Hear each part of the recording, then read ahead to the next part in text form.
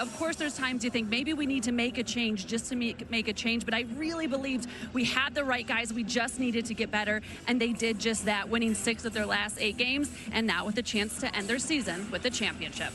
And they got rolling at just the right time from order. And if you think about Tad Boyle, 16 years, no one's won as many games as he has as the Buffalo's head coach. Came up through the Kansas organization where he did a marvelous job, learned a great deal from the likes of Larry Brown and others. And we're ready for the opening tap of this game. Our officials, Mike Roberts, Mike Littlewood, and Jason Garrettson. And the opening tap is controlled to the Sooners in their crimson colors. Man, right now, Colorado, Tad Boyle going with a small lineup guards and a forward basic center. So rebounding, the ability to get back in transition is going to be very important for the Buffaloes. They're going to need guys like Sanders and Inman to be at their absolute best. Remember, they are without 2 men. They've got about 30%, 35% of their offense. Ronchik and Dankop back. A 7-footer, and here's Malone, who will have to shoulder the responsibility inside all evening long with a nice little jump hook to give them a 2-0 lead. And I like that too, because Malone loves to get to that left shoulder. That time he's able to get to his right, and Tay Davis right back. This is the quickness, what I'm talking about with Oklahoma. If you don't get back and set your defense, you have 1, 2, 3, 4 different players who can beat you off the dribble. That 3 ball is off the heel for Inman. Long rebound is corralled to Xavier Brown. Pack. And a foul underneath on a clear out. And that's one other thing you got to consider with Malone now. Inside, he's got to stay eligible. You know, he's got to be aware of foul difficulty. That foul will go against Jalen Holland, number 11, rather than Malone. But Oklahoma's got thoroughbreds in that front line. He is really outmanned when you consider the lineup that they're going with. 4 guards and a single center. Nigel Pack can't get that one to go. Rattles out. And I think that's why Casey and Studio and LaFonso kind of picked Oklahoma, one because of their depth, but the continuity aspect of them being together all year, basically kind of the same starting 5, allows you to play, even though you've been off, with a little bit more pace and continuity. McGee, who got that rebound, has played well of late. Had an excellent SEC tournament. Oklahoma was just a couple of possessions away from winning that game against Arkansas in the quarterfinals that, in all likelihood, would have made them an NCAA tournament team rather than being here at the Crown. Well, but you also look back in the schedule and say you dropped a game or 2 you probably should have won. That always comes back to haunt you. Good defensive work, but a nice move, a little stutter step, but great recovery and help side defense from Xavier Brown. Reed on the run, and he's fouled, and that is Malone. And those kinds of fouls, those cheap ones, you don't want to give up. Yeah, he didn't want to give up the layup, but here's the thing. Okay, you're scrambling. It's a live ball turnover, which compromises your defense. Malone is the only one back.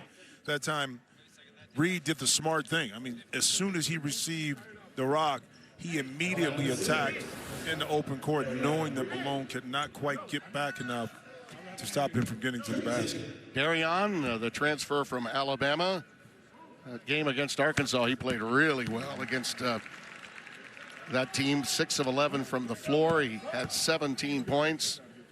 He's been very consistent the last half of the season. 15 of his last 17 games, he's been in double figures.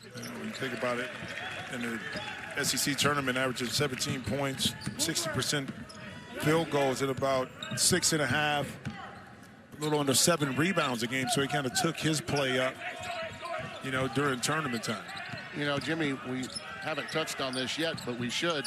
That wing jumper does fall out of the, as you like to say, the corner pocket for Ian Inman. But it's really nice to see in the second annual Crown, we've got both the SEC and the ACC for the first time represented. Well, it's all about having your Power 5 conference teams that, despite not getting into the big dance, still can participate and win something. And to have them involved, I think, speaks volumes of how much I think they value, you know, the college basketball Crown. Indeed.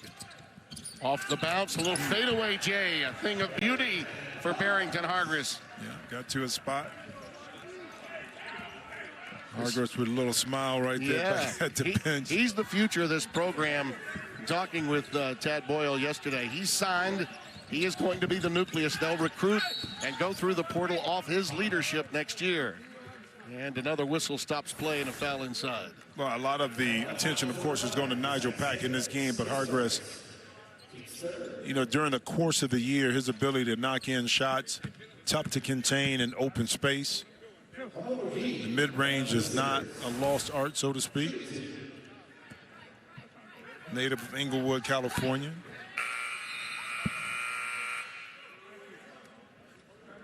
And some substitutions coming right before that TV timeout. You'll notice this because it's not a terribly deep team. What Boyle will do is before the television timeouts, get some substitutions in so the guys are going to get the lion's share of minutes, get a little breathing time. McKaylee, who does play a lot, Alon McKaylee, young man from Israel, is checked into the game for the first time. And he's joined out there by Andrew Crawford, who's the redshirt freshman from Littleton, Colorado, into the game for the first time. So, you know, this is not that boy's first rodeo, understanding how to steal minutes. Oh, yeah. You know, for his guys, and great point by you, Tim, not only the actual game minutes, but once the timeout occurs, you're able to rest those bodies. Hargress, that one grazed the iron, out of bounds. Last touched by the Sooners, so Colorado will control it underneath their own hoop. Yeah, but it's also interesting to you. Look, they've been off a few weeks now since, you know, tournament time. 2.5 weeks. 2.5 weeks. They got a break, all of them for, you know, spring break. Then you come back into the gym. You try to work on some things, but, you know, you got to work out the kinks just like anything else to get back playing 5-on-5. You know, with intensity, it takes a little bit to get your rhythm back in timing. I think we'll see that with both of these teams and the teams later this evening as well. Quick trap of Hargress. He gets rid of it. Holland trying the baseline, just powers it up and is going to draw contact and a foul from Darion Reed. Yeah, but that time Jalen Holland smart. Shot clock going down, you hear people telling you to shoot. He could have just threw up a shot. But what he did was took his time, got himself in a position to get to the basket and pick up a foul. That's just highly intelligent because as a freshman, he's not a freshman anymore. He's played the whole season. Learning time and score, what's a good shot, what's not, and how to use that big athletic body to pick up some fouls. Among some of the big wins late in the year, this Colorado team did beat TCU, and Holland played really well in that. You see the series history. These were old Big 8 and Big 12 opponents for a long time. First meeting going all the way back to 1938. And no, I didn't call that. You knew what your partner was about to say, didn't you? I sure did. Reed from the wing. Not my first rodeo either, partner. Yeah, no, I got you. We've got a timeout. Buffs lead it by 3. We're at the Crown. They figured out who they've got on the roster. They want to play. Along with coaches, I think, around the country, saw the momentum gathered by Johnny Dawkins' UCF team, by Fred Hoiberg's Nebraska team that won the Crown a year ago. Fred mentioned it during the NCAAs time and time again when they were on their way to the Sweet 16. So you can get a little mojo for next season by having success here in Las Vegas. Well, but you know, you also get a really good up-close and personal view of the young men that are committed to coming back. That's what you see. Now, so when you have that group, as a coach, you die for that because now you get a chance to coach a lot more, okay? You see what happened last year with teams that participated, you know, in the Crown, and that's just, you know, another 2 weeks of really, you know, honing in who you are as a team and then working with players who may not have played the heavy number of minutes during the course of the year, have a chance to do it now. That Villanova team was actually coached by interim coach Michael Nardi, who's now on the staff at Connecticut. I'd say he's done okay for himself this year, too. Yeah, I think he has. I think he has. Indeed. Ball knocked away, and it will belong to the Sooners. But you see how active Oklahoma is when they kind of lock in defensively. Long, athletic, can take away driving lanes. You know, with this team, Porter Moser really wants to get up and down the court. And one thing he's talked about, too, is protecting the drive, not giving up a lot of two-point shots. Keep that number of two-point shots below 20 or at 20 and below. So that's just one-on-one defense. The problem from downtown is continuing 0 for 6 Oklahoma. That one was swatted away, beautifully done defensively. Getting back Jadon Jones to reject it. Well, but this is how you stay true to, 20 two-point shots or less by getting back on defense. It's a lot easier. All right, one basket doesn't matter, but it does. Yeah. And that says a lot right there defensively to get back. Again, not a hard foul, but a foul that prevented the basket inside. So, Jalen Holland could have did something a little bit easier. Lone McKaylee setting that pick. And here's Inman again, off the bounce. And the rebound is cleared by a top. Young man, a freshman who's a project that's going to be a real star for Oklahoma. This team looks to be intact for next season. Porter is very, very optimistic. That pass a little too strong and goes off the hand of Kai Rogers. Well, but next year, the focus for this Oklahoma team and it's going to have to be on the defensive end. That's where it wasn't the offense, it was defense. The team didn't force a lot of turnovers, only about 10 for their opponents. Defending the three was an Achilles heel along with defensive rebounding. So no matter how gifted you are offensively, on the defensive end, if you're not locking step like that, you're going to fluctuate and not be as consistent as the team and win the games you're supposed to. Well, we've gone almost 3 minutes now without either team having a field goal. Going right into that double team is Felix Caceres. Young man out of Fort Eric Academy, Montreal, Quebec. Fouled by Jones. But that's beautiful offense. The ball reverses, and then you attack the closeout. That's when you have an opportunity to get into the slot, to get 2 feet in the paint. Oh, you're talking about defense. If you looked really, Jim, at the upper and middle tier of the SEC, a lot of similar teams. Arkansas could put up 100 any night. Alabama, same story. They all had issues defensively. Yeah. You saw that, I think, in the NCAA tournament once they got to the round of 16. And obviously it even affected, Florida, who everyone thought would be a can't miss possibly to make it to the Final Four. Well, it's not like you're asking Oklahoma to beat Arizona top 5 net efficiency and defense, but you just can't get blown by. Absolutely. Initial defense, your opponent can't break you down and put you in rotations. Yep. Gives up threes, drives, and also more importantly, offensive rebounds. Oh yeah, bumping it back. Yeah, as he was making that slip, and they were trying to get it to him, and the foul took place. It'll go against Crawford, his first since coming into the game.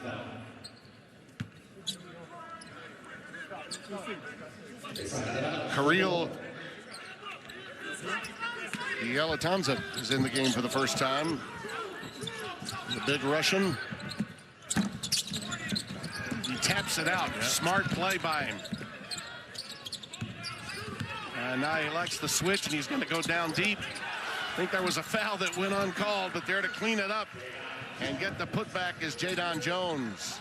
They're letting them play inside, Jimmy. Well, they are, but Yelatanza, he kept that possession alive by getting his hands on it, knocking it out, able to reset, and able to have a positive. Ooh, that was a nice move. Yes, right there. it was. Nice. Very quick and fluid. Beautifully done by Alone McKaylee. Count it! It could be 4. Inman with the mortal sin.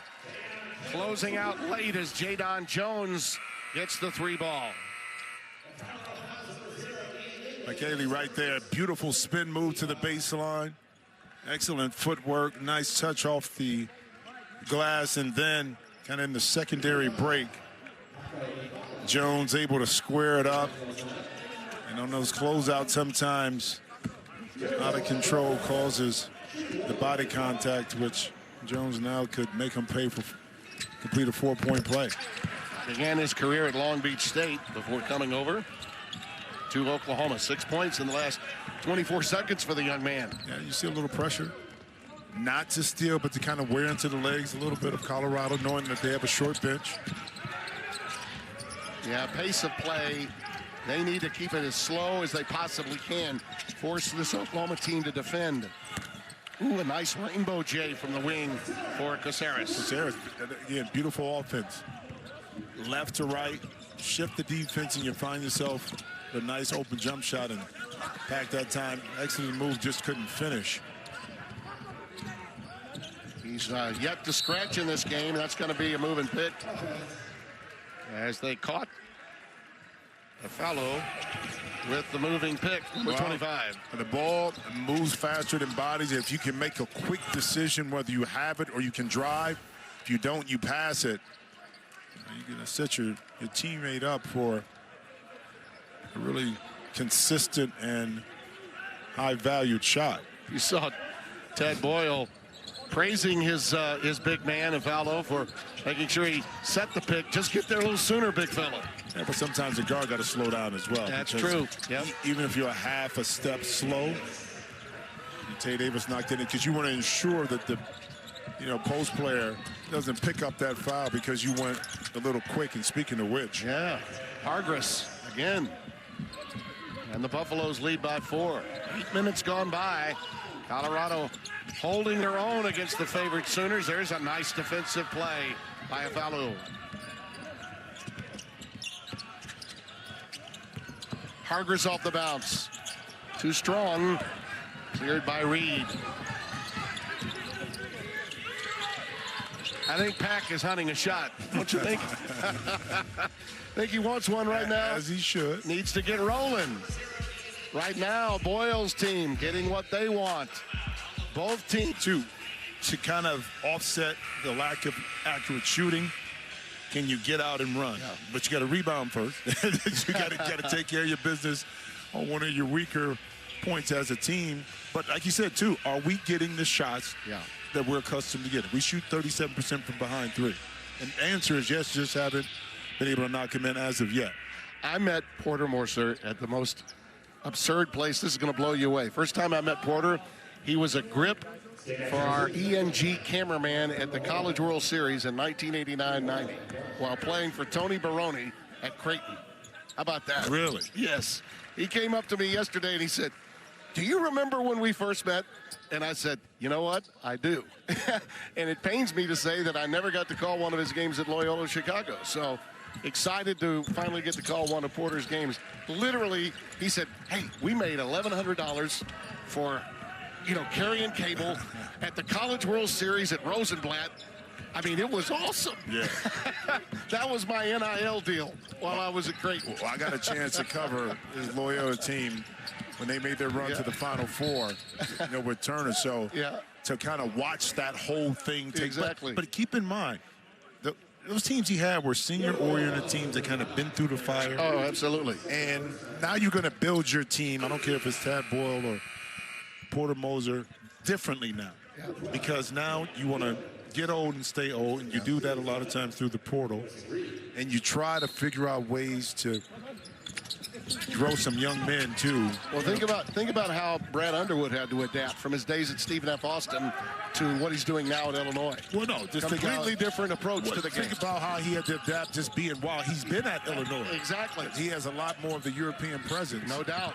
A good hand that time by Pack. And I think all these coaches have to reevaluate, as you talk to them, how they're going to not just build their program, but maintain it to be competitive. All right, with the ball outside out for Colorado, 6 on the clock. So they got to do something fast. Caceres has it knocked away, got to throw it up, and it's a violation. Great defensive work by Xavier Brown to keep Colorado from getting a quality look.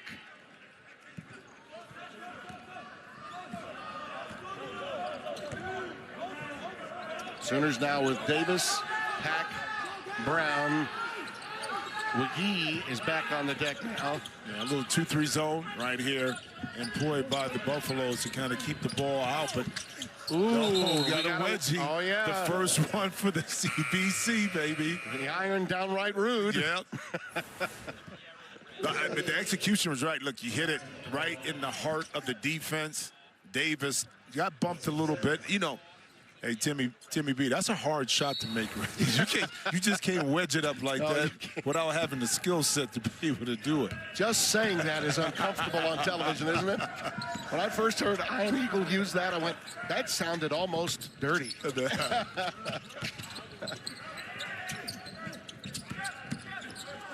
Holland, beautiful, and knocked away.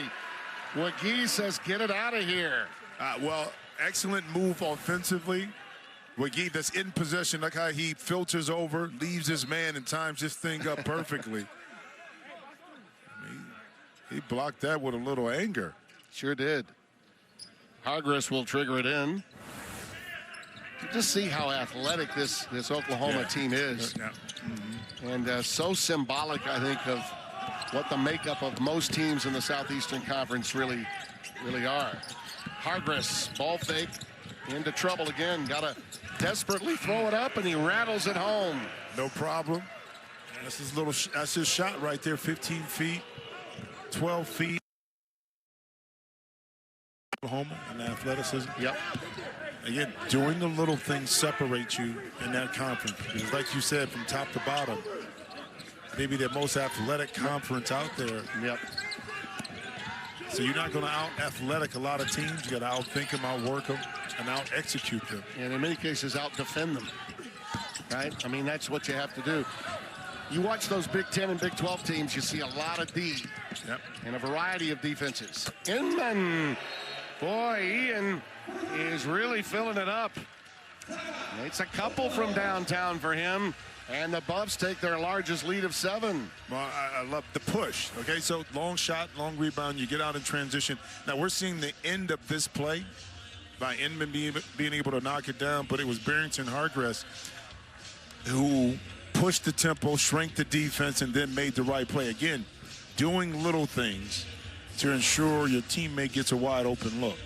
You know, you look at this Colorado team now, and yes, they're without a couple of their star offensive players. But boy, oh boy, when you're trying to win in a league like the Big 12 where everyone has clothesline defenders, it's hard to get W's. I mean, it is, and they closed their season well, finishing 17-15. Well, play the Fox Super 6 College Basketball Crown Challenge. Download the Fox Sports app right now and enter for free for a shot to win your share of $5,000 in cash prizes. See the Fox Sports app for details.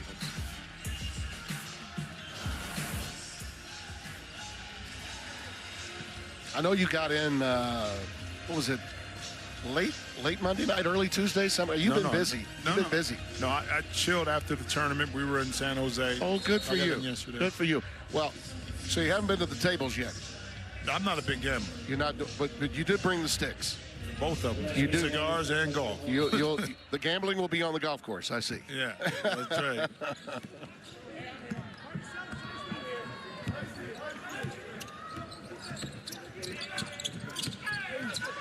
Oh, my! Double deuce. Attack. Kual attack. Attacked. No, but that was Tad Boyle coming out in the zone defense and the response right there by Sanders. But, again, executed to perfection against the zone. The ball moved, and you're able to get a nice highlight reel play on the backside of that offense. Good ball movement here. And another 3-ball off the corner, and Attack shows you what game that he's got going. No, you talk to people inside talking about his ability. We saw it to be athletic, but to shoot the basketball, especially with range right there. So they're really excited about this young man, redshirt freshman. He got 24 in one game. There's Pack. Oh, sometimes the rim knows the shooter. The iron kind, and it's 24-22.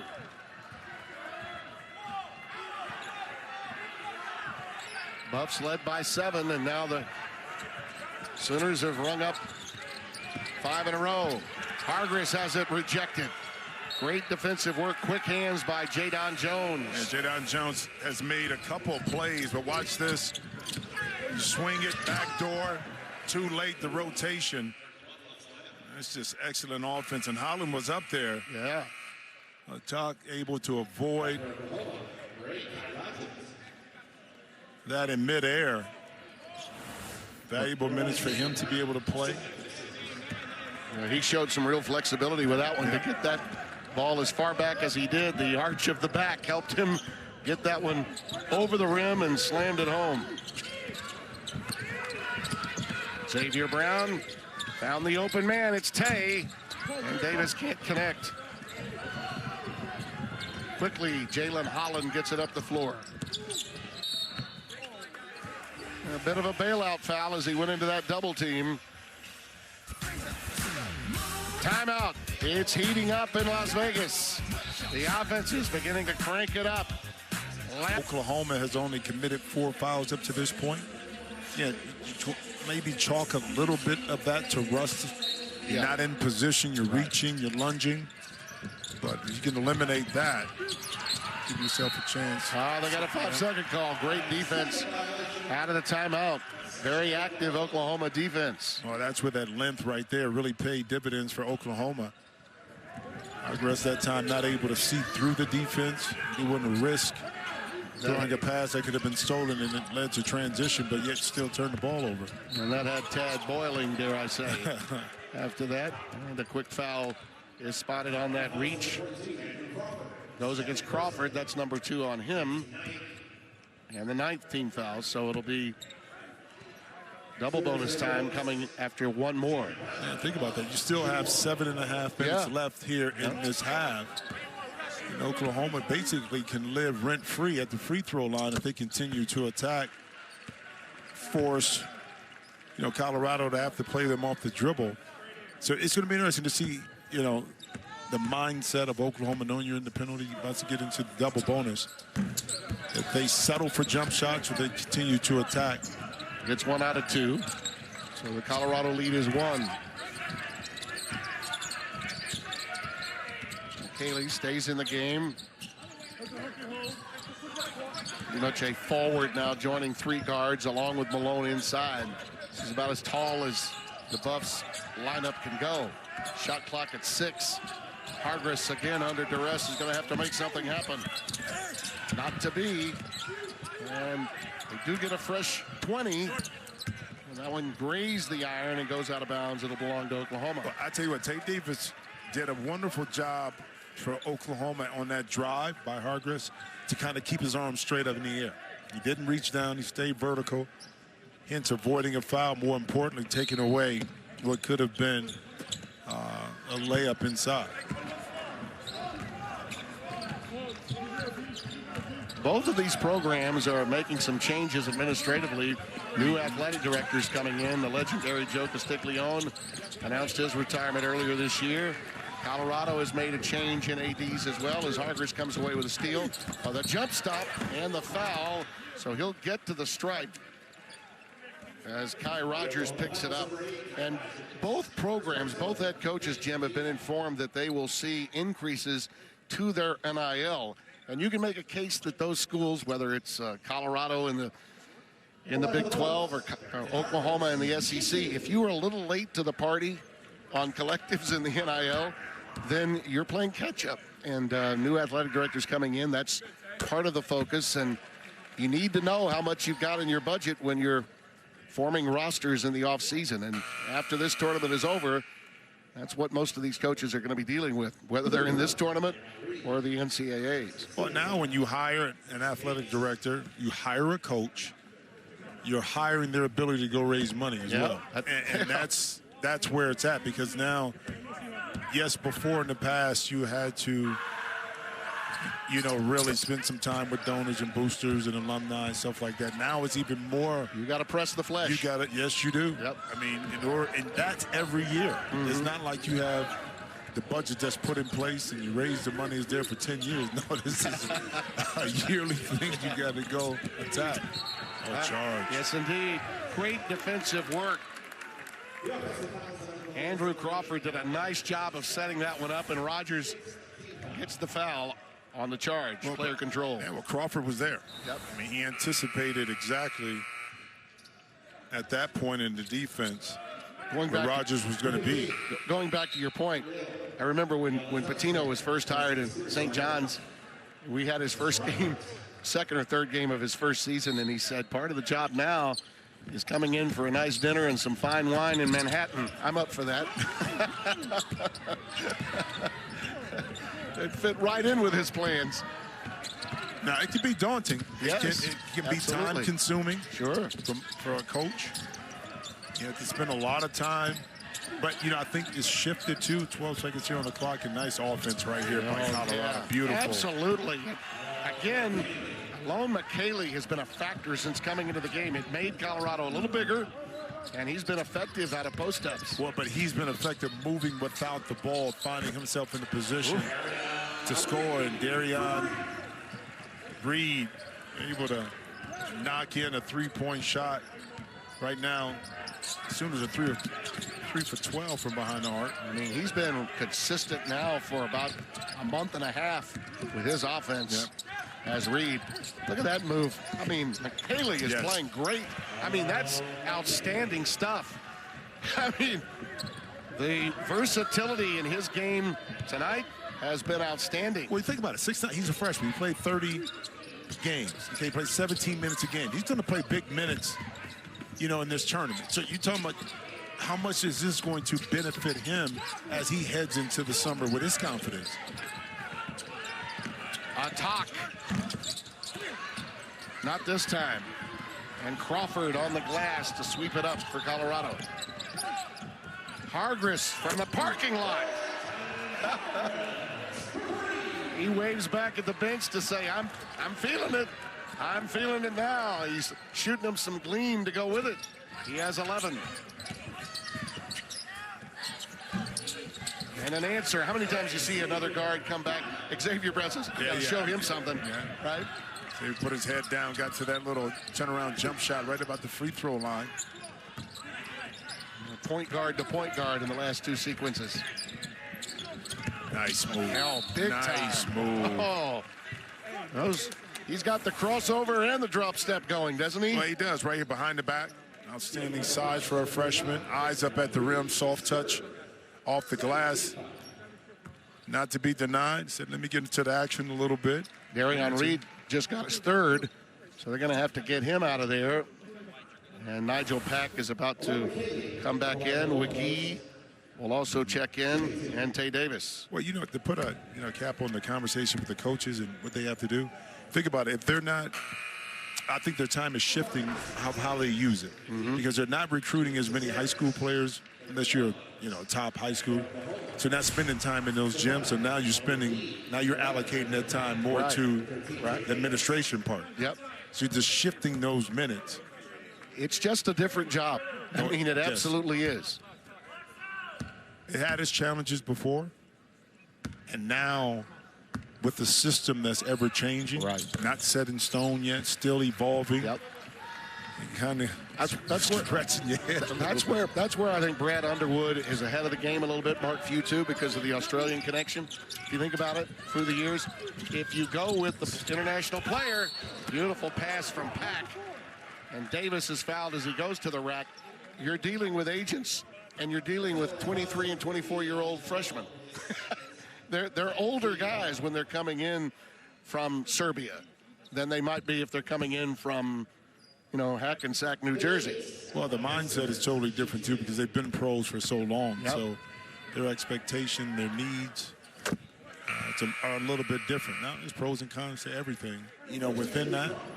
So we're not going to paint a broad brush over the young men that are playing the game here in the States.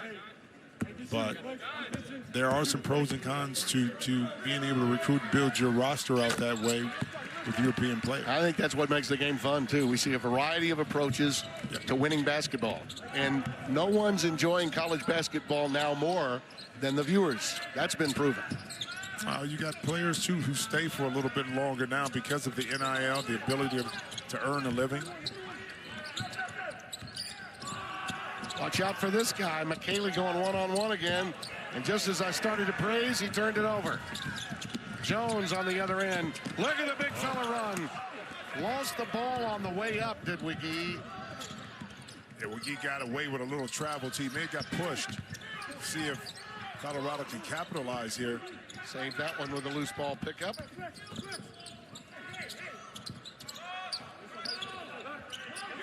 Still plenty of time. Hargress sets up shot with 10 to shoot.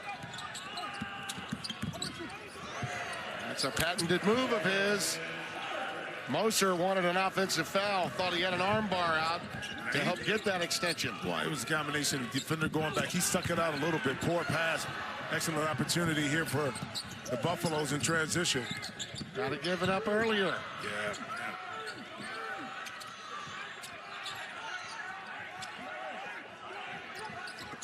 Nice flash to the post. Beautiful. Great pass. First to Crawford, and then the dime dropped off the bounce pass entry. Well, that was once the front situation happened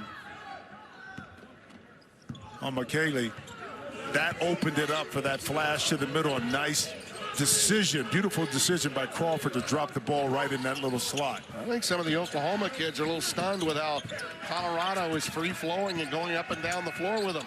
Here's Pack, and he's fouled by Hargress. Now, we were thinking perhaps that the Buffs would want to slow it down, but with McKaylee playing so well, Jimmy, this is fun. No, it's a lot of fun. Listen, we may be short on manpower, but not in heart. Doing all the little things to keep this thing interesting. And McKaylee, they've scored the last 15 points. You know, I feel like the opening act at, you know, Brando's in the lounge, but we go to the big room on semifinal weekend. Gus Bus takes over. So what you then saying? I'll be back home. But you got to set it up and get everything. Well, yeah, that's what I'm here for. You do. I'm a table setter. Yeah, there you go.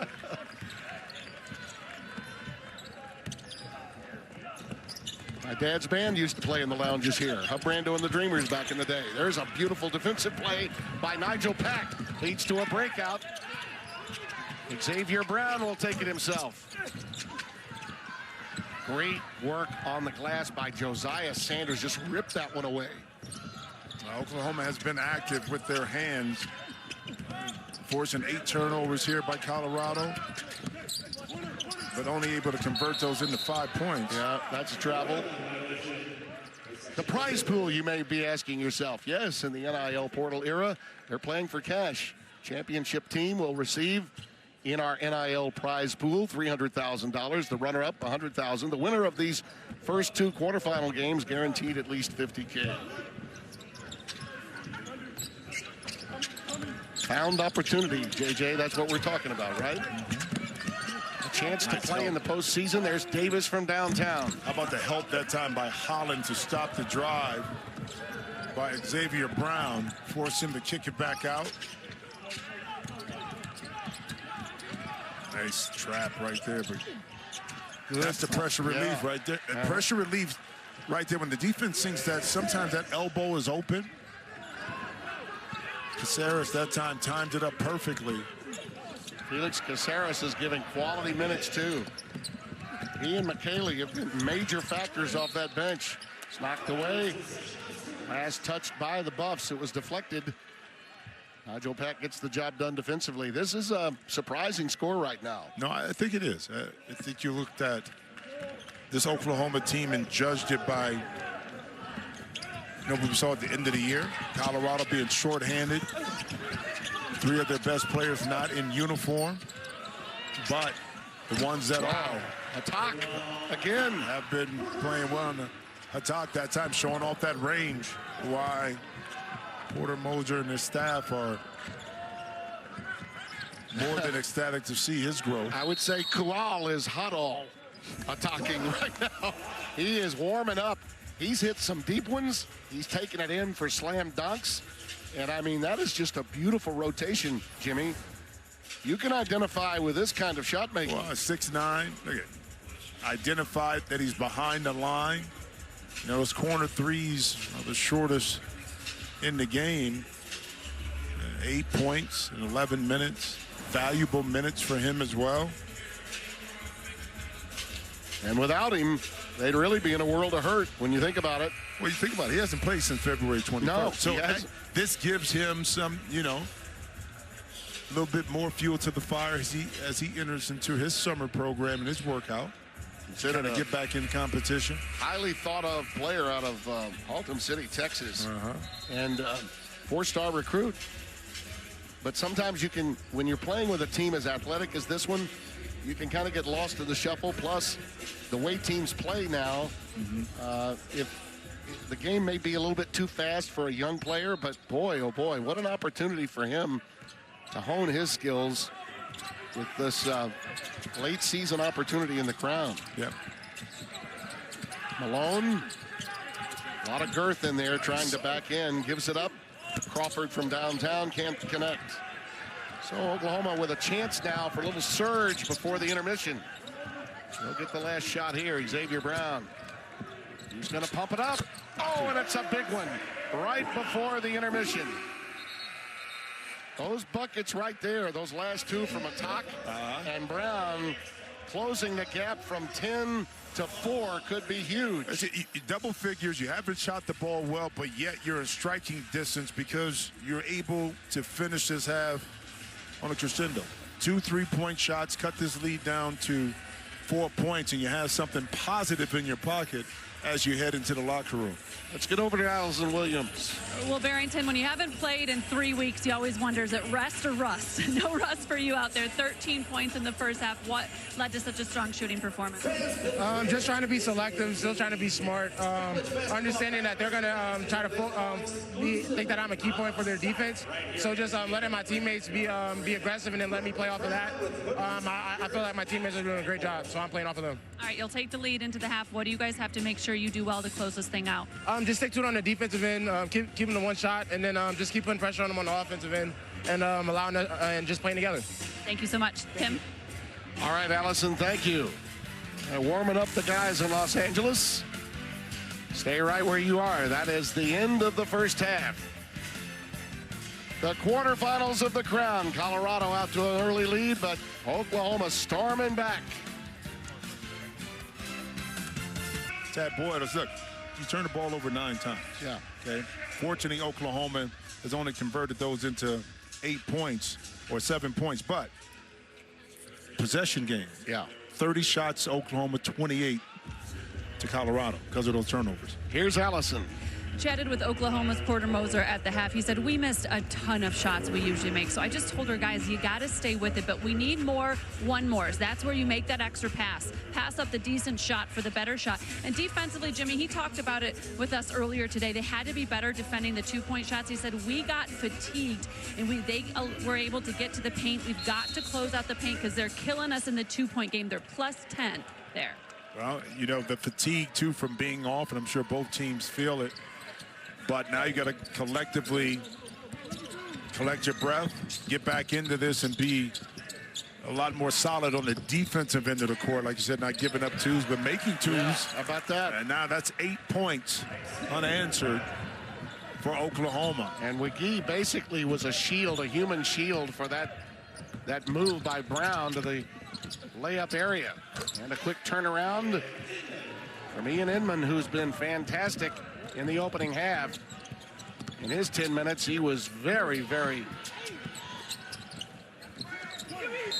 effective on the offensive end. He's now got 8 on the game as they turn it over this time. Well, I tell you what, Hargress, too, he only has 2 assists, but it seems like he has more because he's been active within their offense. And maybe sometimes it's the hockey assist, but I love how he's been able to kind of break down the defense, and that time found Inman on the weak side to get a nice little 2. And at least on 3 occasions with the clock winding down, he nailed jump shots. Oh, yeah. Not afraid of that. He can get to a spot. Shot clock under 10, and here he is again. Pretty good show by the Sooners defensively. Sanders, tough shot. Nails it right over Nigel Pack. Well, I tell you what, if he hits that shot, because he's so aggressive getting to the basket all year, he's not afraid to go inside with the big boys, mix it up, but for him to extend his range will only help his driving game. And even though he was under duress, he stepped up there and knocked that one in. Davis trying to go a little George Gervin, couldn't get it to go. Baseline drive. Yeah, Malone did a nice job, didn't he? Yeah, he walled right up. That's his excellent backline defense, providing support for your teammate who got beat. And there he is. Uh-oh.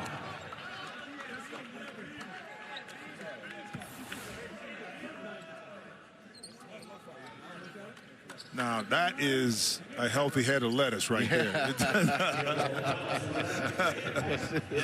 Timmy B, you remember when your hair used to bounce like that back in the day? Sure, boy.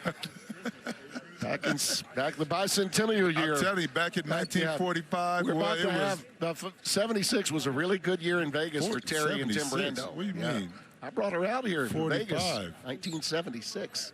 You were here when they first started? Yeah. Road construction out here in Vegas? Dean Martin was at the Sands. Oh, boy. Or actually, Dean was a legend at the MGM. He used to say, I'm playing the Megum. I'm playing the Megum. I'm going to play it 6 times a year. He was one of the great legends of entertainment here in Las Vegas. Part of the Rat Pack. I was actually out here in the 60s when they were filming that first movie. The original with Sinatra, not the one with Clooney. All right, that one. Okay. 47-39, Colorado by 8. Colorado able to settle in and kind of regather their senses a little bit and respond to that Oklahoma run. And how about the patience that time by Xavier Brown right there with a little floater in the lane. He's got 10. Sanders going to the basket. Boy, very quickly. Yeah. Cut off that time by Wiggy. Brown end to end. They're trying to push it real good. But Malone comes away with a pilfer. Quick outlet to Inman. He's got help. Should have given it up. Should have given it up. Cleared away by Jadon Jones.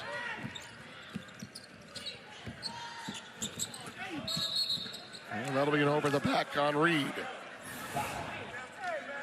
Watch this. Watch Argus right here. Watch the shoulder underneath the jaw to Pack. And he got the worst end of the stick in contact right there. Nothing on purpose. That time it's just 2 combatants going at it, and Nigel Pack taking the blunt of that. Darion Reed had to sit. He picked up his 4th on that over the back. Holland. And the rebound cleared by Jadon Jones. Attack again. You almost feel like everyone's going to go. Yeah.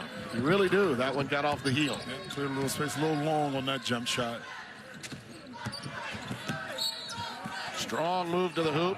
Draws the contact again. The aggression of Sanders to go along with Jalen Holland and Caceres. Those 3 have really made contributions. And the guy that was really, I thought, the difference maker coming into the game in the first half is about to re-enter, and that's Alone McKaylee. You think about that freshman crew with McKaylee, Inman, and Sanders.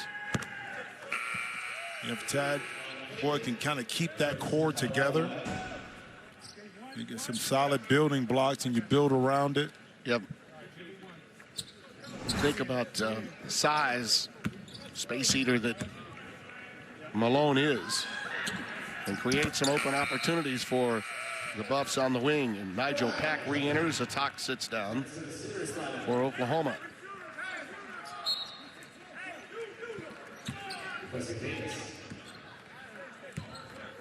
Largest lead was 10. Colorado answered a 8-0 run to close the end of the first and the start of the second. They have upped their lead to 8 yet again. Yeah, Oklahoma got it down to about 4 points, and Colorado hunkered in a little bit. Got a couple of defensive stops and able to capitalize on the offensive end. So get this lead back up to 8 points. And pass was a little strong on the slip. Yep. Nice idea to pass it away by Wiggy, but Brown couldn't hit it. But that just shows you, too, passing is a premium, because that pass was a little long and strong. It took Wiggy off what should have been a layup inside.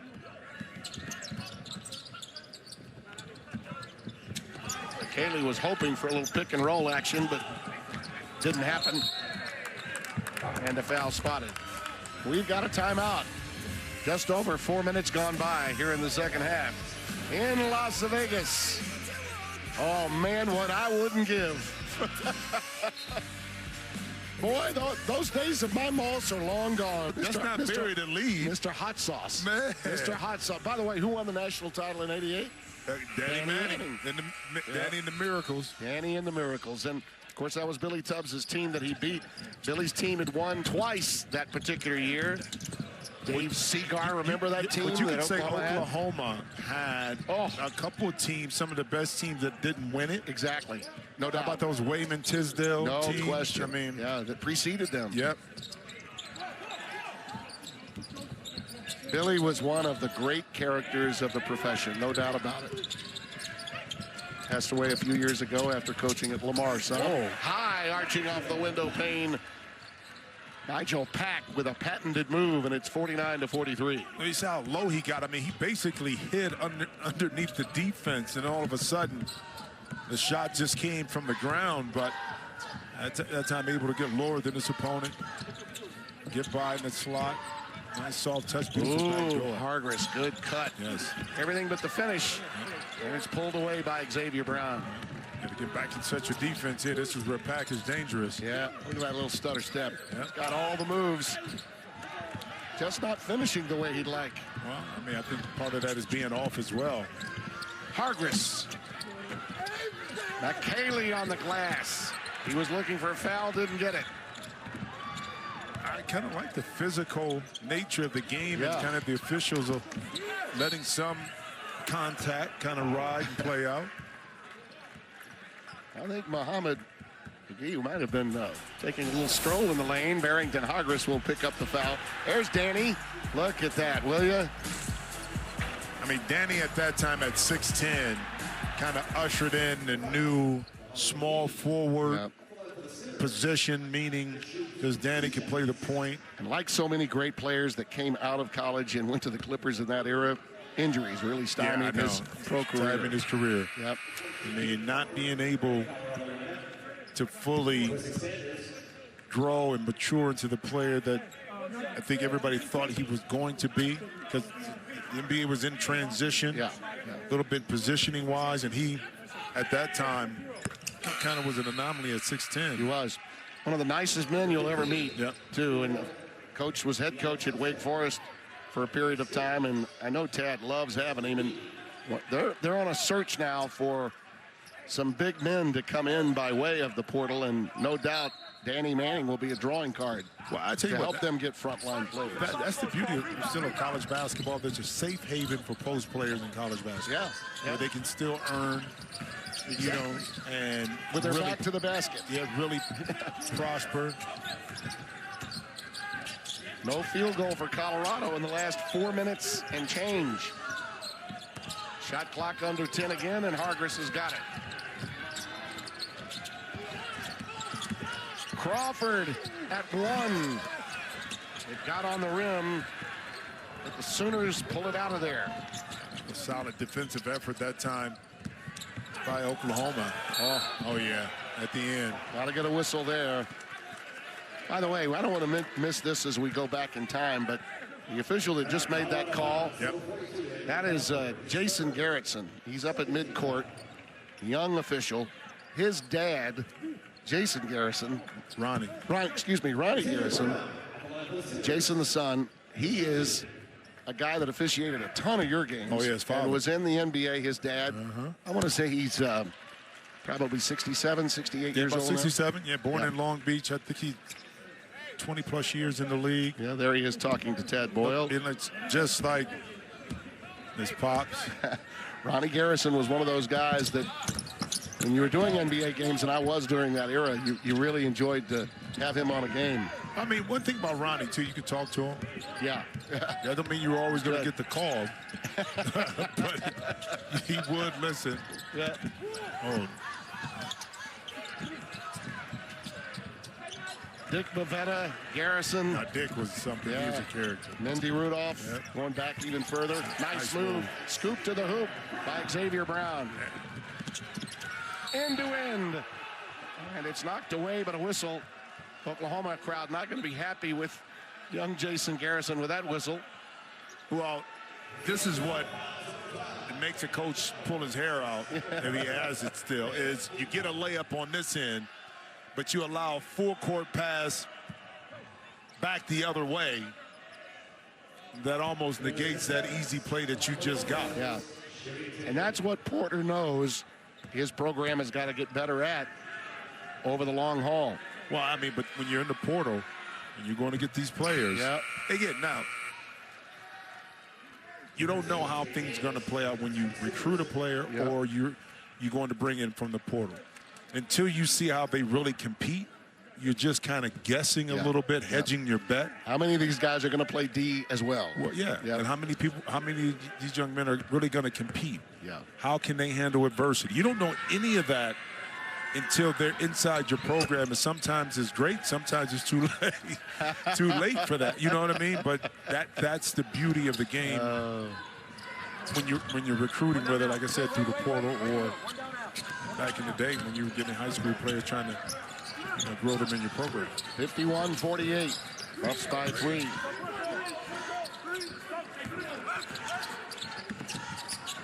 Pack. That's a shot he loves. It's a bit of a go-to.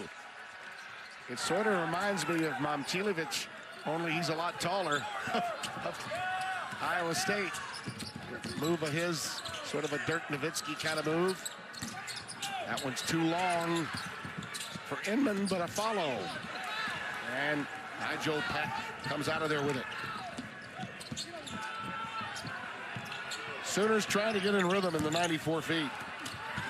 Look at Hargress battle. Yep. Keep that one alive and come away with a rebound. No field goals now for Colorado in the last 6 minutes. And yet, they cling to a 1-point lead. Led by 10 at 1 point. McKaylee. Oh, what a tip in. Ian Inman, the College Park Houston Texan, puts it in. He's got 10.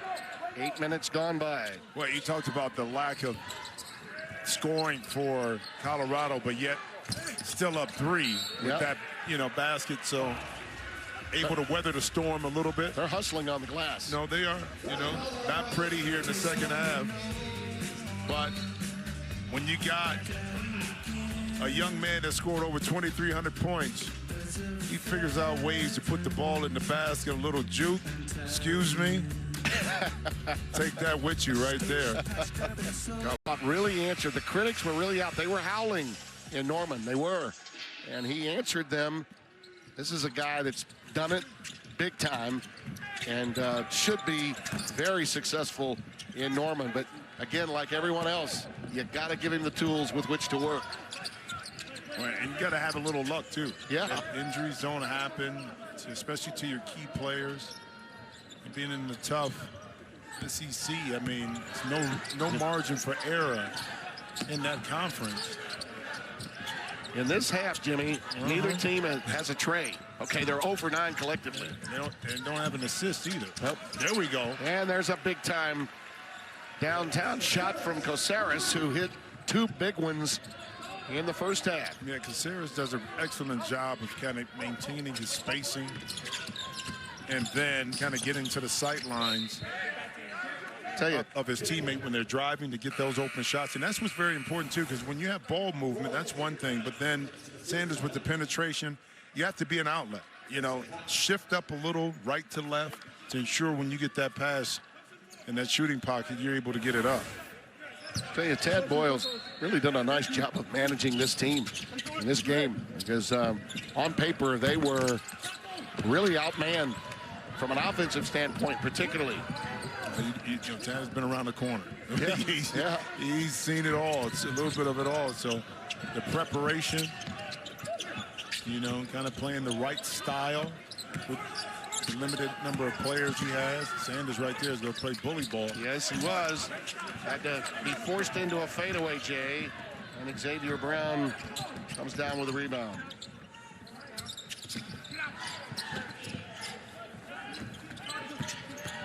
Good pass. Good slip. Everything but the finish. And they get the foul. And let's go over to Allison. Well, guys, during the last timeout, Colorado's Tad Boyle telling his guys offensively when they're able to get out and run, they got to finish in transition. But when they're running their offense, they got to slow down, make the easy play. So don't try to put a square peg in a round hole. And then he looked at Hargress directly and he said, you have to play smart. Hey, Allison, while we've got you, rumor has it you got a little ride on JSX, right? I did. That is my all-time favorite airline. Direct shot, Carlsbad to Vegas. Doesn't get better than that, my man. And guess who's taking it back? I'll be flying it back to L.A. Okay. So makes it easy. I haven't signed that new deal yet. I'll have to talk to the suits about that in the future if I come back out to the Crown. Well, what you do is just say you want to fly JSX. That's what I need to do. Yeah. Real easy. Okay. Plug. Indeed. Tay Davis at the line. Young man out of Indianapolis by way of Seton Hall and Notre Dame, making his contribution, 56-52.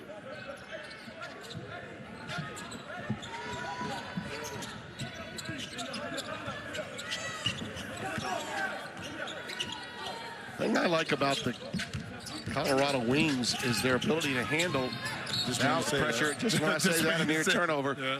But they've taken some of the heat off Hargress because they've got other players on the wing that can handle it when necessary, because there's a lot on Barrington Hargress when you think about it, with the loss of both of those star players. Ranchik, by the way, the Slovakian, is entering the portal, as is Dak, the big man. Those are guys that that's 23 points gone and a lot of rebounds gone with it. Well, but also, too, but not having those players, you're putting some of these younger guys in a position to make plays, handle the ball, score the ball, where they hadn't had to do it for a length of time during the course of the season. So sometimes it's going to be a little choppy. Yeah. And Tad Boy wants a foul on that. I think he felt the ball was deflected. Well, he did. Yeah. And he got a little piece of the follow through as well. Too. And that's what they were talking about on the sideline. So even at Tad's. Oh, Iron Kind counted in one. Beautifully done by Tay Davis. A quick hitting play here. Tate goes to that screen.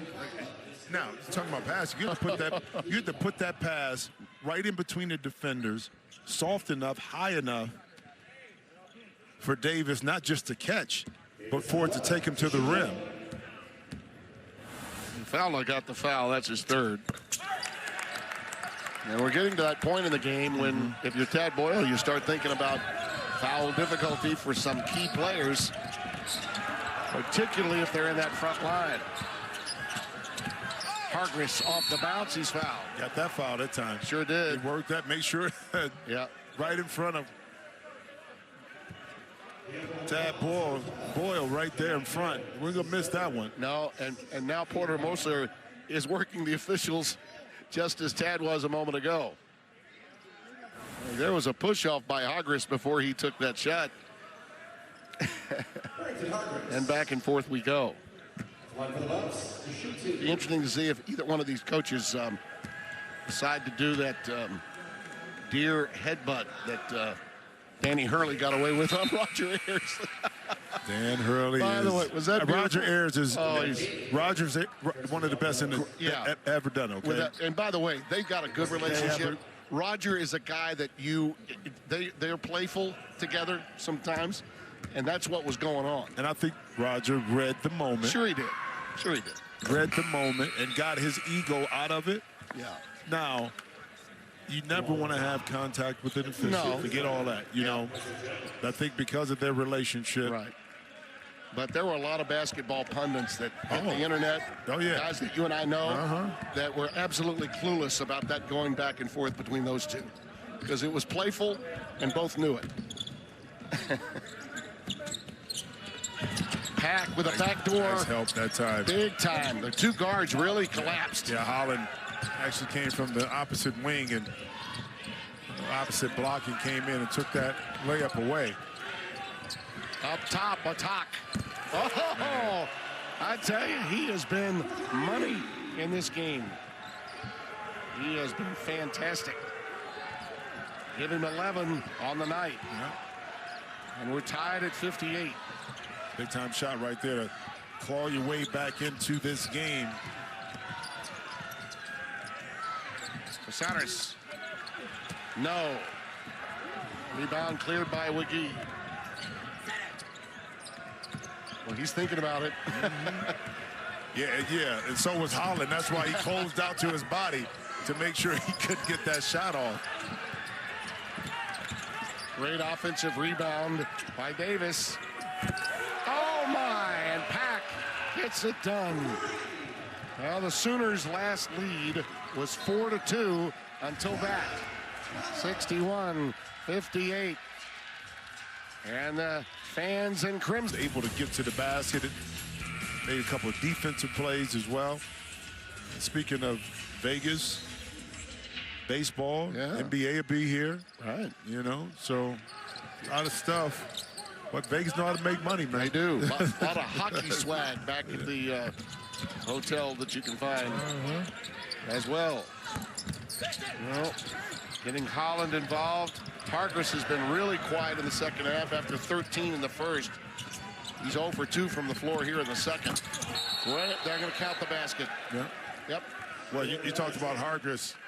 So he and McKaylee get back to it. I got a little stat for you, a little tease. When you I like those. I like those. Yeah, absolutely a good call. Ball was on its way down. Got it before it hit the backboard, but the ball was on the way down. Good call by the striped shirts. We'll be right back.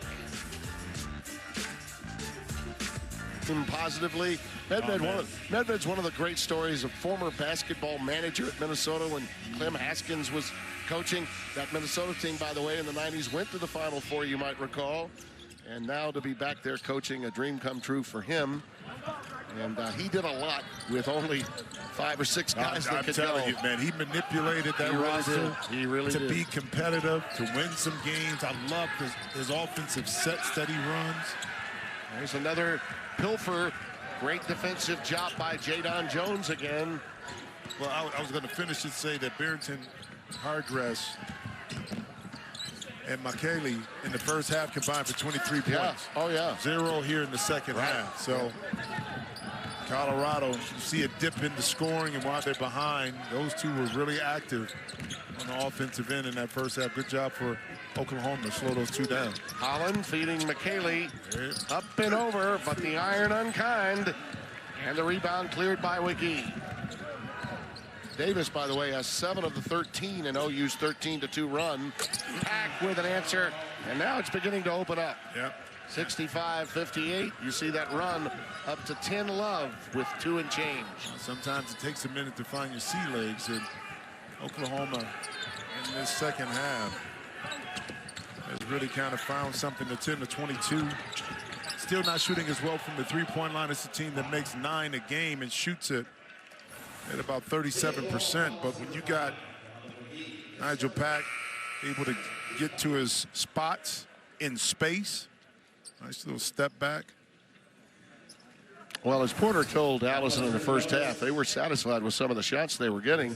They just weren't falling. But you're right about McKaylee. When he entered the game, he helped Hargress a lot against the clock. And those guys have been quiet. Casares did too. He's got a dozen.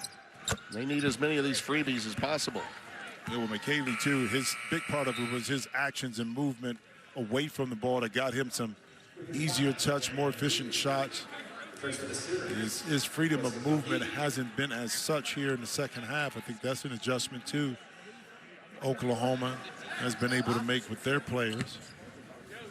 You got to keep a body on or around McKaylee. I tell you, the future is bright with this young man. I love the way Casares plays. I mean, he's a sophomore. We talked about the other 3 freshmen. Yeah. I mean, the nucleus is there. But the challenge, too, is the nucleus is there, but can you keep them? You got to hold them. You know, and that's... Well, it's a positive sign that they wanted to play. It's a positive sign that they're here. That's right. Exactly. That's there. That's one of the dilemmas that all the coaches face when they're looking at an opportunity to play in the Crown. In the aftermath of disappointment, not making it to the big dance. That's a reach-in foul that'll go against Ian Inman. But the good news about the opportunity is that you only have to go to one place, not to several, and you don't have a quick turnaround. No, it makes it very convenient Yeah. for coaches, universities, to be able to be in one place, one location, get NIL money, get treated, I mean, superbly, accommodation-wise and everything else. So it makes a lot of sense. And then you get a chance to play. Sure. Coach. I mean, at the end of the day, players want to play. That was a good defensive sequence for McKaylee. Yeah. And now let's see if Hargress can get some others involved. And we got another whistle away from the ball. I think they're going to tag Darion Reed, perhaps. Well, maybe not. No, they're going to get, yeah, it is Reed. It is, and that's 5. He's gone. And that one happened away from the ball. Yep.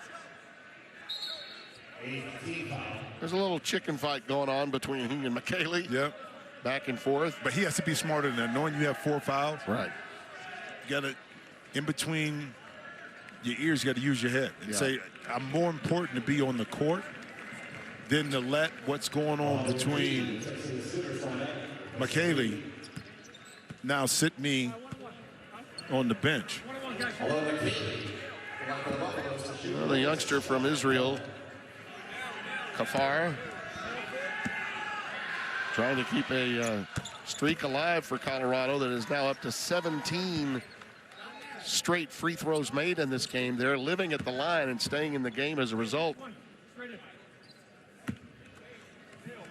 Gee, I hope I didn't jinx him. I really hope I didn't jinx him. Feels so much better now. There you go. 65 to 62. 6 minutes left. That's in this half. 12 out of 12 at the stripe. 17 of 17 on the game. Brown. Ooh. Halfway down the cylinder and out. Pulled away by Holland. Hargress motoring. He got bailed out on that one. Sure did. Yeah, it was tough. He had in his mind he wanted to get to the basket. And he was like almost like a 1-on-2, 1-on-3 here. It's 3 Sooners back in there, but have you ever had that feeling as a scorer? I know you had to at one point, right? I gotta get mine now. I gotta get it. You do, but you don't want to put your team in a situation where you jeopidize that. Now with Guy, that time he coming in late, was able to bail Hargress out, so he got himself to the line. I think with the losses of those players that we touched on, Sebastian Ronchen, as well as Dak, he's got a green light. Johnson. Yeah. I mean, you know. He knows he's got a green light and that Tad is really relying upon him and that he trusts him. Well, but he also trusts him to make the right decisions, too. That's true, too. Yep. You know, positive outcome. He picked up the foul on that one, but you don't want to put yourself or your team in that situation too many more times, especially because it may pay off dividends for Oklahoma via the fast break. Nice pass. Yeah. And a foul on the putback. Wiggy. I think that might have been McKaylee that got him. It wasn't the initial part. It may have been from the back. Oh, that was a foul on the wrist. Yeah, Holland got away with it. Sure did. But McGee stayed with it. Watch the wrist right there. And McKaylee's finger got caught in the net. Sure did. There's a lot of things going on that play that got excused.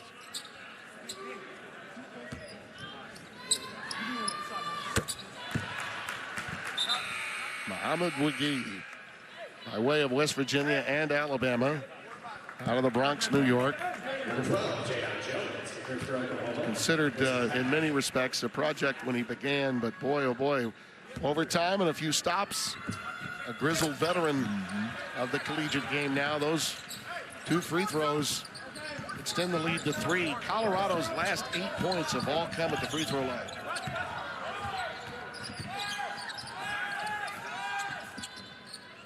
Jones, good job of denying Holland the ball right there, fighting over the screen. Look at that defense right there. That's this excellent second, third effort, going through the scouting report, staying attached to his man, blowing up that screen.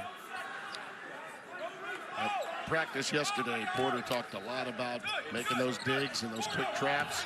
Remember, the sideline is your ally. Ball gets into the corner. Hargress scooping to the hooping, and he's fouled again.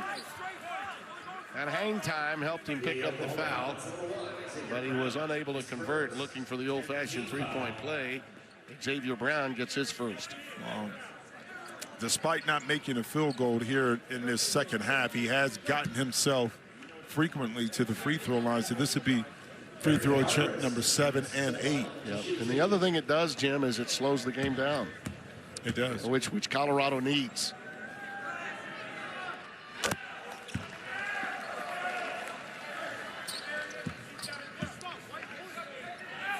Well, I know the .com people wanted your prediction on the bracket. They got mine. And a little bit like my NCAA tournament bracket, if Oklahoma loses, mine's gone. Shows you how much I know. The more we do this for a living, Jim, the more we find out we find out how much we really don't know. Yeah, no, it's information overload to me.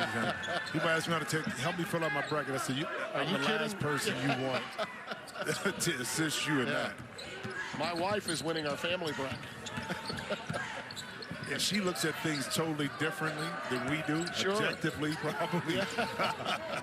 There's a good slip and an extra pass. Oh, beautiful. Really well done. Dropping dimes, Muhammad Wiggy to Tay Davis. 69-66. And how about this? Point number 14 here in the second half of points in the paint. Oklahoma dominating that category. There's a turnover. Yeah, tough pass. McKaylee could not retrieve it. Hargress threw that one a little low. Brown, air ball. Just didn't get the lift he wanted that time on the jump shot. Well, watch this. Excellent interior pass and inside. McGee. That time, Tay Davis able to pay it off. Inman just a little late on that rotation. Was up too high. You know, Jim, I'm seeing this a lot more now. Bounce passes at the rim. You know, and I used to hear coaches say all the time, throw it to the rim. Let him go get it. Well, but now you don't have a lot of bigs either. So it's forward to forward, guard to forward. Right. You know, so a lot of times it's a catchable pass because of the recipient more so than it was in the past when it was centers.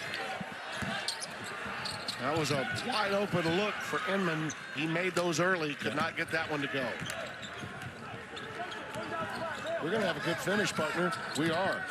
It's 69-66 with 3.5 to go. Wow. Good hand by Inman. Oh, big time. Sanders on a run out.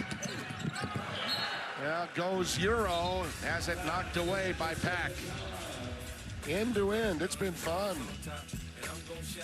Good way to get started. Going down to the wire. Listen, may have been off for a little while. He's working off the rust. But he's a master at getting to his spots. And how about the last defensive play? We didn't see it, but Jones, because he hustled back, that stopped the break. That's the kind of defensive effort that Porter Moser's talking about his team needs to really evolve into on a more consistent basis. Yeah, in order to get to that other tournament, they're going to have to improve in that area, no question. Yeah. Like I said, teams are too good in the SEC. Inman draws contact underneath. One more time, let's go to Allison. Well, guys, I talked to Nigel Pack about maintaining his hot shooting during this long layoff between games. He said he didn't even take hardly a day off from the gym. In fact, he made a point to go see the guy he trusts the most with his shot, and that's his dad, David. He flew back to Indianapolis just for the weekend to work with his dad and fine-tune his jumper. He said he gives me all the details that'll take me from 40 to 45% to 50% shooter. But here's the kicker. I'm like, okay, so dad's a good player, right? He's got a good stroke. He's like, no, he's terrible. He can't shoot at all. But he knows me. He knows my shot. It's like those who can't do teach, right? It's one of those. That's.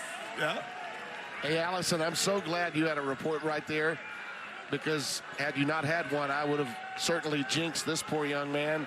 They were 22 straight at the free throw line until he missed those two, and then make it 3 in a row. Wow. Wow. And that's big. Those Those are shots, those freebies, man. In a close game like this, remember that. Yeah, I wonder how much is that a little bit maybe a fatigue down the stretch. Could be. Pack. Beautiful runner. Goes crying off the front rim. Hargress. Numbers. End to end. And another foul. It rolled off the iron. It would have been an old-fashioned three-point play. Well, Hargress does an excellent job of pushing this pass ahead. And that allows Sanders to kind of do his thing. 2 dribbles, head up, boom. Now, as Jones is turning to retreat and square back up, Sanders is already almost into his move. J-Don Jones got that foul. That's his 4th. Another free throw. Yeah. That he missed. Another one. That's 4 now that they've missed. See, after 22 in a row. Thinking it, so you still jinxed it. I just Wait want a minute. you to know. Let's not go there, shall we? No, I'm going there. You said in your mind you thought it, but you couldn't say it, so it's your fault. Jim will be writing an op-ed column for awful announcing overnight tonight.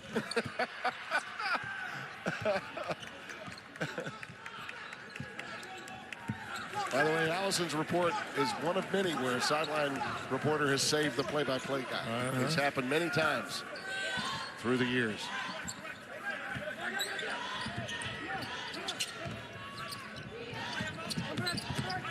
I tell you, McGee likes that little slip in the lane. He'll get to the free throw line. Well, the short roll allows him space to kind of navigate and work. Again, but you still got to deliver this pass. Brown comes off. He sets it, and then right there, Sanders kind of floats in between, can't really leave Tay Davis alone. That gives a lot more clearance to McGee to kind of use another dribble to get closer to the basket. Hey, a lot of players in that position where McGee is should take a look at the way TKR, Trey Kaufman-Renn, runs that same move, and yet he's got that little push shot, little shot-put shot in the lane. And I don't know if you can ever stop him when he gets the ball at that location. Well, he beats you to the punch by shooting that little float. Yeah. A lot of times that was like taboo for a big man to do. True. But in today's game, in that short roll, to be able to have that as a weapon is very beneficial. Forwards that have that in their repertoire can go a long way at the college level. Look at that pressure. Well, another great defensive play, that time by the Sooners, being active, you know, not with just their bodies and their feet, but with their hands as well. They definitely ratcheted up their defense in the second half. Played with a lot more tenacity on that end. Nigel looking for the killer from Attack. And the clock goes tick-tock for Oklahoma as Attack nails another triple. He's got 14 and the quick answer and a timeout, Colorado. Well, got to get something from Hargress late. Yeah. That's a big return, but it all started right here with their defense. Yeah, with the activity, the ability to tap it away, force the turnover. Attack right there. Able to cap it off with that 3. And Jim, I tell you what, I'm saying, defense can be fun when when you're on the same page. Hargress right back said, let this league get too far away from us. That's his first field goal of the second half. Yeah, I know. Comes at a very opportune time. Yes. They really needed it. You look at our game summary, very close in every aspect, really, when you think about it. Yeah. Colorado, I mean, you look at this right here, 6 for 20. Yeah. From behind the three-point line. Again, this is a team that shoots it at about 35%, makes 7 a game. Look at that. Colorado, comfortable in games like this. So many close games in the Big 12 and the SEC. These teams are battle-tested. And that's one of the reasons when the decision was made to go from 16 to 8 in the second round, in many ways, there was an anticipation that the NCAAs might go to 76.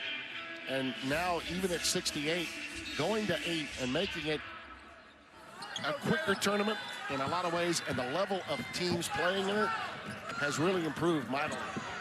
Well, each year, I think it adds more value. Sure does. Teams, organizations, programs can see the benefit of it. All right, Hargress trying to get the job done defensively against Pat. He got that pick. Goes off the back rim. Uh-oh, that's a terrible unforced error. Just a lapse in concentration by Jalen Holland. He wanted to go. Yeah, sure did. You got to secure it. First, you did everything you needed to do to get the stop defensively, and not being able to take advantage of it. Just deflating. Just got in a hurry. Yeah. But you got a chance here now. Oklahoma's going to bleed this clock a little bit, I would think. Get into their set again. The clock is their ally. Get into that middle pick and roll, you know, with Nigel Pack and Boogie. That's been kind of their bread and butter. And the bread and butter in the second half is Xavier Brown kind of finding his float game, surveying, you know, the defense, and then being able to exploit it. So, yeah, different players have stepped up at different times for Oklahoma here in the second half. Xavier's had some great influence from his stepdad. Justin Scott was an assistant at St. Joseph's. Yeah. And he's really been wise with the basketball at key moments. Had a big game in the matchup with Florida earlier in the year. Got 24 in that game. 1 minute left. This is a big defensive sequence for Colorado. Little show and go. Not to be. Well defended again. And here we go again. Well, it's a foul call there. And that means Colorado gets another opportunity. It was so warm at the line, and now they've missed a few. Yeah. First field goal in the last 10-17, but 11 of 15. Think about it. They were getting it done at the free throw line during the time that they were not making any field goals. And now McKaylee looking to start another streak at the free throw line. And they really need these. 67% on the year.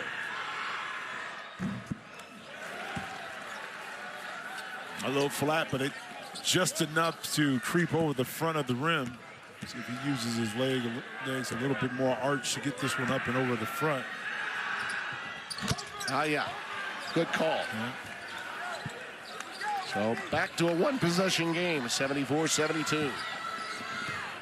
Xavier Brown working on Holland.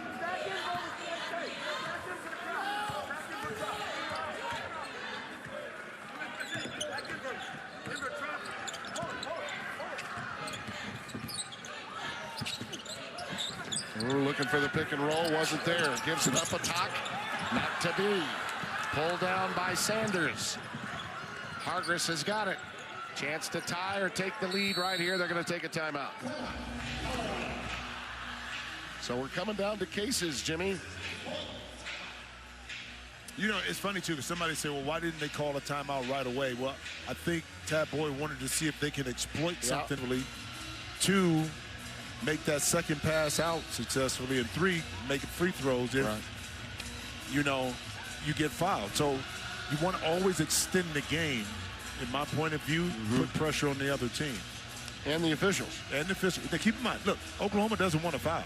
Yeah. So why not just take it right to them and attack them? Right. See if you can get a quick 2. Frontline guys have been in foul difficulty. They've already lost 1. Hargress controls it. Taking too much time. Taking too much time. Taking too much time. Trying to get it done on his own. Nothing happening here. A whole lot of dribbling going on against McGee. To the rack. Yes! He got it done off the window. We're tied. Hello! How do you do? We're at the Crown and we're tied up at 74. Well, I guess Barrington Hargress knew what he was doing. Yeah, he did. We're going to take this thing all the way down. But I know he wanted that pick and roll on the side with Sanders, but it didn't work out. But he didn't panic. Used his offhand here, got it up. McGee right there, man, to try to get a piece of it. I mean, he carved his way through 3 or 4 defenders to get that shot up. We're talking about a guy that had not had a field goal in the first 16 minutes of the second half. Well, but he didn't allow not making field goals to keep him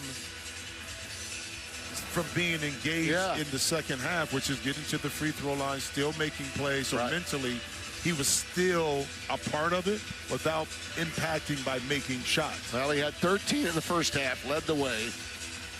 In the second half, he had really been nullified by Oklahoma defensively, but in the last 5.5 minutes, he's got 9 points. A lot of them have come at the line, but he hit a big three when Oklahoma went up 7. Well, a good huge three. What a big play. Good players understand, okay, sometimes the shot is not falling. How else can I be effective that allows my team still to be in a position of winning the game? And he did that. So, what do you anticipate with 1.6?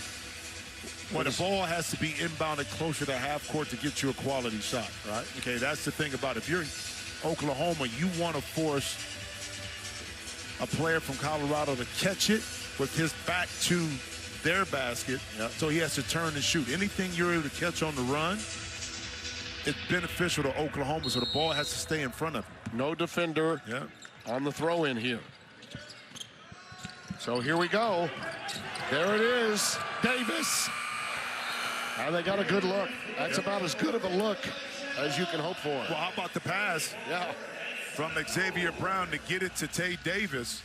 I mean, there's a lot of movement, a lot of action to free up a passing lane, and Davis did a good job of holding off McKaylee that time, just a little bit too much to the left. Got a good look at it. Sure did. And, you know, credit Hargress, too, for this. By making and taking his time, he didn't leave a lot of time left on the shot, on the game clock for Oklahoma to do anything. That's true. Yeah. You know, Jim, I'm still amazed, though, how many times we see in these situations in late game circumstances. I'm amazed at how many times we see, from a defensive standpoint, coaches deciding not to guard the inbounds pass. We see that often. Here's what Hargress has done, though, Jim, to stem the tide of this Oklahoma team. They're taking control, up 7 at one point late. Well, it's into the game. Maybe it's Isaiah Johnson who takes this shot. But Hargress is the man. He knew what he wanted. He was patient. You know, the first action didn't kind of play out, but he knew he could still control the time and get a shot. And as a result, going to overtime. There are two schools of thought when you go to overtime in a game like this. Sooners have more personnel. They've got more answers offensively. But then Colorado's got the mojo. They're the team that came from 7 down and sent it to overtime. And you see the records of these two teams in OT. They've been there, done that, both of them, through the course of the year. What will be the catalyst, you think, in the overtime that could keep Colorado, who's a clear underdog in this game, to not only hang in there, but upset the Sooners? Well, Colorado got to control the turnover. 6 here in the second half, which allowed Oklahoma not just to be back in the game, but take the lead. So you got to value those possessions, and they have to rebound. Listen, they're going with their all-guard lineup, basically getting forward. And you got to stop defensively for Colorado. You got to finish it with a defensive rebound for Oklahoma. The two best players with Pack and also Brown. You know what Tad Boyle's also done? He's decided, Malone, the senior, after the way McKaylee played, McKaylee's going to hang in there as the lone big guy. Pack from downtown. And the 3-ball gives them a 3-point lead. You know, and it's not as if Malone played poorly. He left the game, but the matchups did so well. But the matchups dictated that Malone was probably better suited next to the coaches, not because he did anything wrong. Beautiful offense on both ends. That time, Holland able to knock it in. I touched on Holland and how big he was in that TCU victory. That was a big shot right there. Got the answer they needed to tie it at 77. First field goal for Holland today.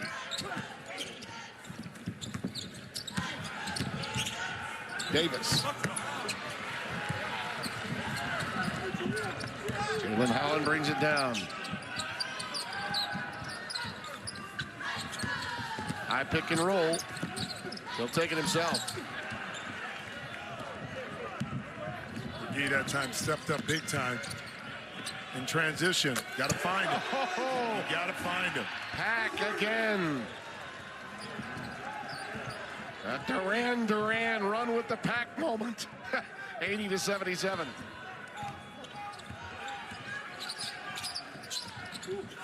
Cross court entry. Too strong. Rebound by Xavier Brown. See, by Xavier Brown being in this lineup too allows Pack to play off the ball. So now he's a recipient of some different actions. It was a good hustle play by Inman after that ball and ricocheted off McKaylee. Boy, they missed him on that slip. Got it back and a quick foul inside. Jadon Jones will pick up that foul, and that's his 5th. Well, deep ball. Shooting position, kept the ball up. Able to catch and finish up top. And speaking of which, even with Pack running out to contest his shot, Holland eyes on the rim. Look how Pack lines the seams up on the ball. Beautiful rotation in the air. Great camera work that time. Well, Jadon Jones is gone now. That's his 5th. You know, one of the equalizers to this game might be for Colorado. They lost Darion Reed quite early in the second half. And now they've lost another solid front court player. So that's 2 down with Jadon Jones, who at 6'5" is very athletic. Gets the job done defensively for them. And now they're going to have to be assistant coaches the rest of the way.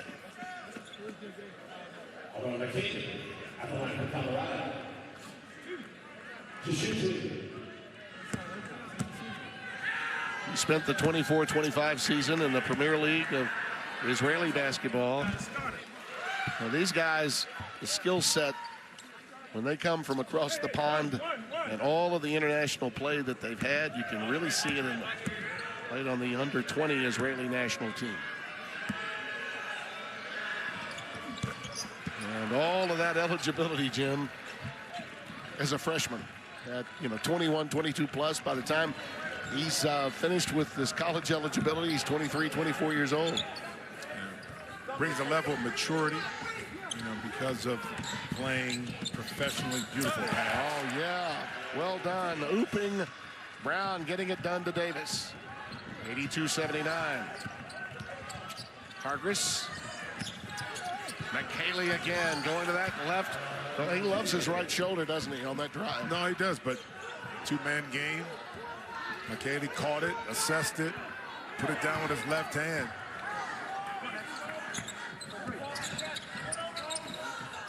The efficiency of these offenses in the late stages of this game is impressive. And both teams are playing well defensively. Well, they're being patient. They're not turning the ball over either. That's the thing about it. You're getting quality shots at the rim. Brown, a step back 3. Iron unkind, out of bounds. It's controlled to Oklahoma. Well, let's take a look at some of that offense you're talking about. It's just dribble penetration. That time Sanders not used to being in that spot. It came up off the baseline. He's trying to play center field. But you forgot about Tate Davis right there behind you. Off the curl, Pack. Right over Hargress. Tapped out, but it goes right to Hargress. And he's going to be, well, there, no call, no whistle. It's just out of bounds. It belongs to Colorado. Well, think about this. Pack shot it. Yeah. Over by their bench. And he got back. Look at him hustle back in transition. Okay? Yeah. That's what you need to win games right there. This could have been an easier 2-point shot. A lot of contact. Yeah, I think he was, yeah. I thought there might be a foul. They let it go. They've been pretty, the officials been pretty consistent with a lot of contact all game of what they call smart play. Ooh, yeah. Again, put it in the hands of the officials when you drive to the basket like that. And Xavier Brown does get the foul and gives Hargress yet again an opportunity to go to the line. And during about that 5 or 6 minute span when Oklahoma got a 7-point lead, Were it not for the free throw line, even with those 4 straight misses, Colorado wouldn't be in overtime. Well, but this is an intelligent play. He didn't get the foul last time. He let the officials know that. So instead of bailing them out with the jump shot, he attacks right back. And he got fouled once again. Now he put himself at the line with a chance, not just to tie, but take the lead with 1:33. Remember what's at stake. The winner of this game is guaranteed $50,000 in NIL pool money. Hargress now is 12 of 12 at the stripe, and Colorado regains the lead by 1. And this is fun. Crowd's kind of getting into it, too. Brown, attack. Too long this time. Are they going to get a clear out maybe against Hargress, who was trying to position himself? It is a push. Yeah. Yep. And it is against Barrington, his 4th. That is a huge call. And now some defense for offense substitutions being made. As Ian Inman checks back in, Crawford sits down. And Barrington Hargress is going to have to be careful now. Playing with 4 fouls.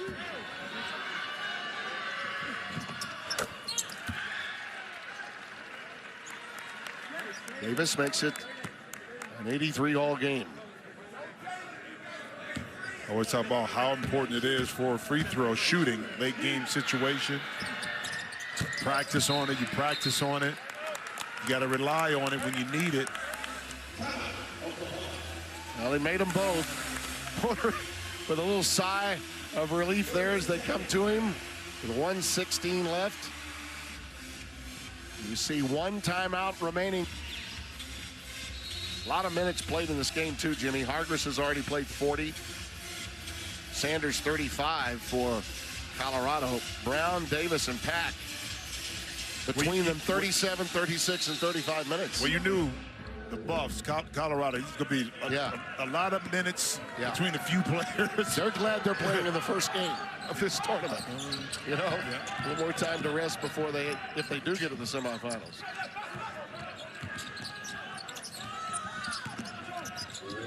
Oh, could it be Josiah Sanders, the guy with the great hair? Pack is keeping a watchful eye on him. Hargress, beautiful move. Holland on the wing. Look out! Attack, the battle for it. Oh, loose ball. Hargress has it, they foul him. Wow.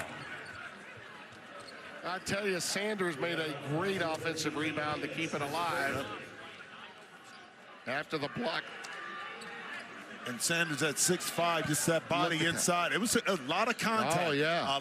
Even when Hargress went to the basket and made the pass to the corner to Holland, he got hit. No call, but it eventually, because of the hustle of Colorado, stayed with it. 9 blocks, Jim, for Oklahoma. And part of that is due to a loose whistle down low. Yep. No doubt.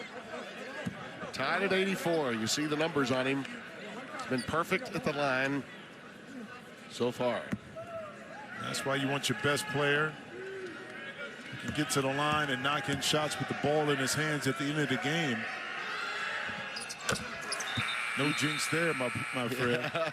He told me yesterday, I talked to him, he said, I'm so excited about playing. This is going to be my team. He's already in, told his coach, listen, the guys want to play. They all want to be here. You see the three-point shooting story in the second half. So Hargress sits with the 4 fouls. The offense for defense substitution. And that foul will be, once again, a great motor up the floor by Xavier Brown as he took it right into the chest of Crawford. Here's the dichotomy. Coaches say, okay, we don't want to foul, but we don't want to give up just a straight line drive and a layup either. You know what I'm saying? Exactly. It has to be a balance in there, okay? Play defense without fouling. Don't give up. You know, a straight line drive within the first 3 seconds. Not a bad idea. Porter made sure his 89% free throw shooter took that straight line drive. Yeah.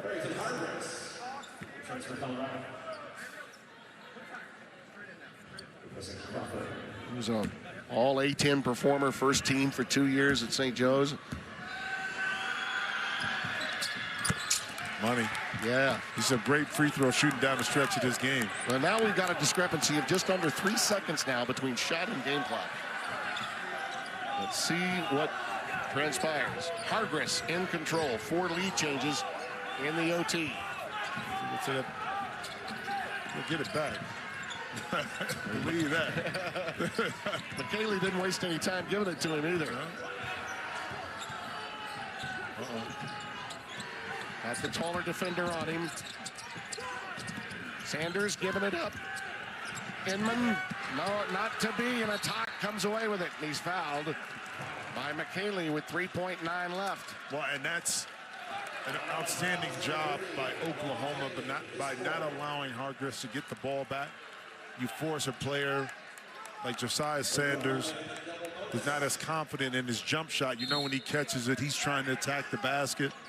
Holland that time had a good look, but left it a little short on that jump shot. I mean, he's right there within 12, 14 feet. I'll be interested in one timeout remaining for Colorado, how... All depends on these free throws. Yep. I mean, down the stretch, man. Yep. Guys have stepped up. Despite some of the pressure. This free throw is made. Ted Boyle can take a timeout and think about it. Almost 4 seconds. That's time enough for your guard to motor down and get you a good look. Well, you saw what happened in the Iowa game, yeah, right? That's so right. Got it sure down. did. Like the game we had between UCLA and Illinois earlier in the year. That's right. At Pauley Pavilion. The Tyus Edney impression. Yes. Yeah. Well, but here's the thing, and we say this all the time. Yep. Colorado has to catch this ball below the free throw once Correct. they're inbound. Yeah. You can't allow them to catch it on the move. Right. And then they're able to attack because it gives them an opportunity. Speak about catching it on the move and attack. Nigel Pack kind of found his rhythm in the second half. Yeah. He's a shot maker extraordinaire, especially on that left-hand side of the court. Okay, so Oklahoma actually took that timeout. So Porter wanted to make sure he could align his defense. Okay. But Tad Boyle still has his in his pocket. So if he sees something in alignment that makes him decide to change his mind and maybe rethink the strategy, he can take a timeout as well. Well, I think it's more so just a man-to-man defense here. Player on the ball to make this pass a little bit more difficult. But again, you can't just allow this ball to come right in anywhere close to this, to half court or, you know, the hash mark. Let's see how they play it. Sanders will trigger it in. Hargress is at midcourt. He's being dogged by Davis. Did they get a foul? They did. They did.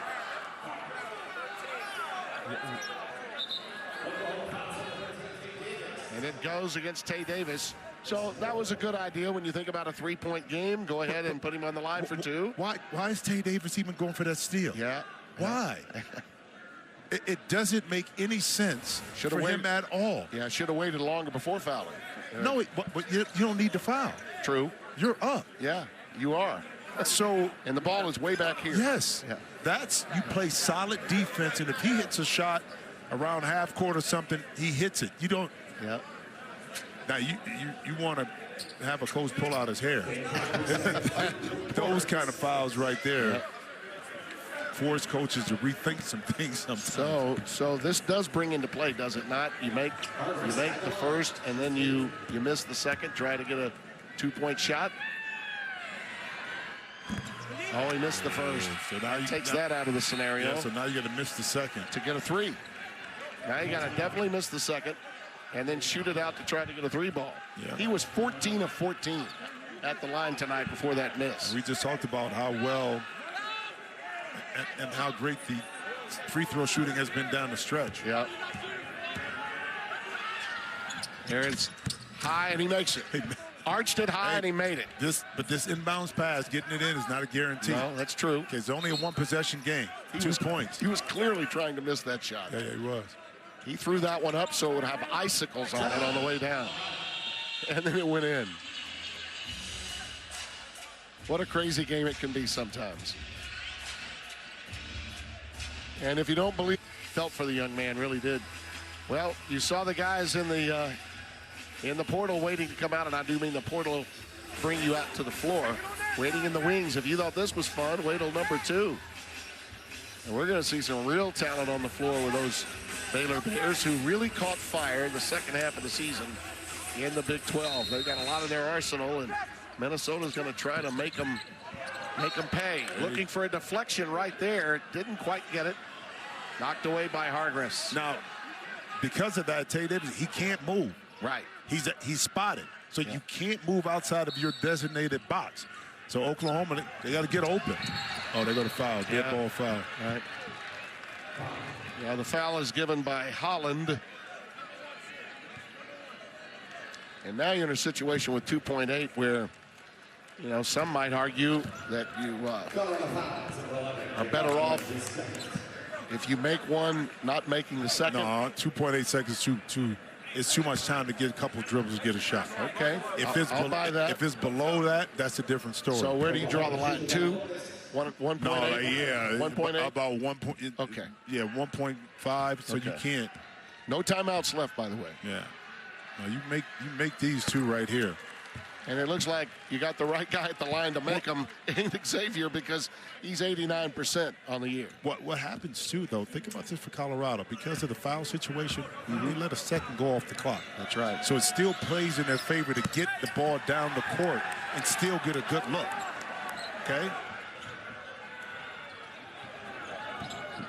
Stay away from Hargress. And that's it. Oklahoma survives, and I mean survives, against a Colorado team that, Jimmy, I thought acquitted themselves really well tonight in defeat against these Sooners. Well, I tell you what, a little short-handed, but not from a heart perspective. Yeah, I mean, how they played, Tapboy put his team in a really good position to win this game.